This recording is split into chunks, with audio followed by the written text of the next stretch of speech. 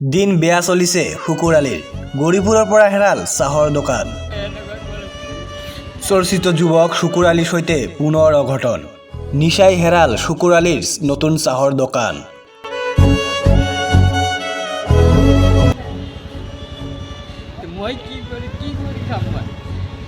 কান্দি কান্দি পুখুৰীত নামি দোকান বিচাৰিলে শুকুৰালীয়ে।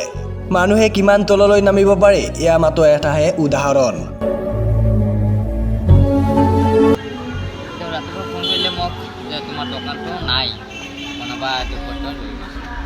তেওঁ সপোন দেখিছিলে মই 2 টকা নিজে উপাৰ্জন কৰিম এইখন চাহৰ দোকানেদি আৰু পৰিয়ালক ভালকৈ ৰাখিম। শুকুৰালী ভাই দুখ নকৰিব, আজি হয়তো বেয়া দিন চলি আছে, হয়তো অহাকালি ভাল দিন আহিব নিশ্চয়।